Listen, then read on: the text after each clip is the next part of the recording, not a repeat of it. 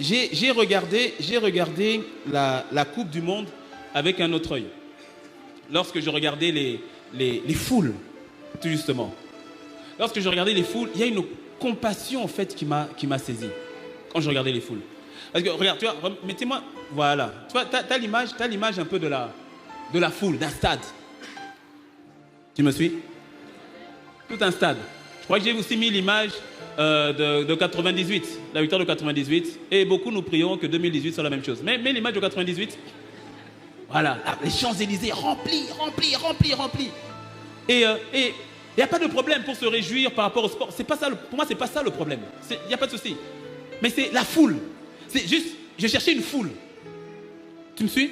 Et quand tu regardes la foule, aujourd'hui, quand je vois des foules, je me pose la question. Par exemple, sur cette foule, ou celle qu'on vient de voir, combien sont en direction de l'enfer? Combien sont en direction du ciel? Combien? Ce sont des gens. Ce sont des histoires, ce sont des empreintes digitales uniques.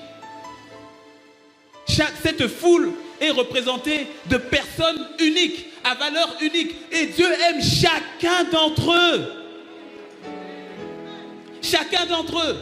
Fatiguez aussi les chrétiens qui sont là. Hein, vous allez voir, vous ne voulez pas aller à l'église, vous allez mourir en enfer. Arrête ça.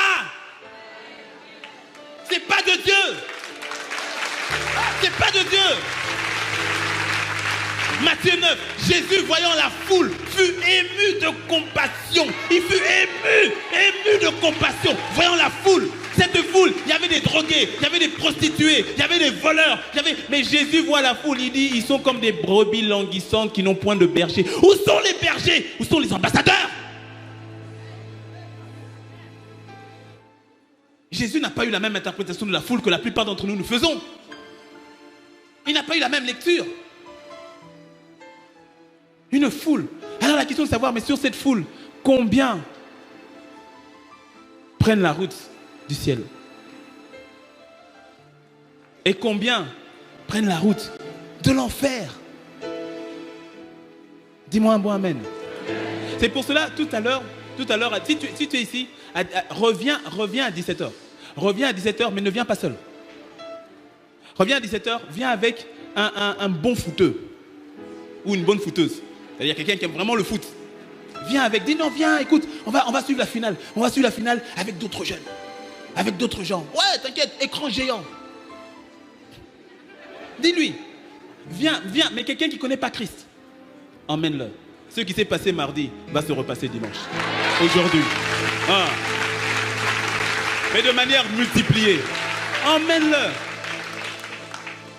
Et il va trouver ici une joie plus forte que celle de gagner la Coupe du Monde. Dis-moi un bon amen.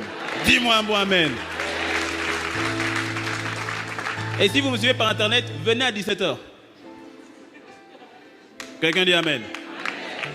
Et tu vois, si le Seigneur fait grâce et que la France remporte la Coupe du Monde, il y aura une euphorie dans les rues. Il y aura beaucoup de gens dans les rues. Quelle magnifique opportunité d'aller en sauver quelques-uns. Quelle magnifique opportunité. Ouais, on est les champions. On est les champions. On est les champions. Mais tu sais que Jésus t'aime au fait. Il y a le champion des champions qui a vaincu la mort pour toi. Il a vaincu la mort pour toi. Il peut te donner une joie qui jamais ne terminera. Des opportunités pour aller. C'est pour ça que je prie qu'on gagne. Et on va gagner.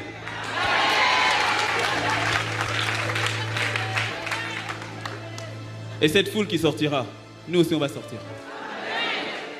Et on va en sauver quelques-uns. Parmi à cette foule, on va en sauver quelques-uns. Dis-moi un bon amen.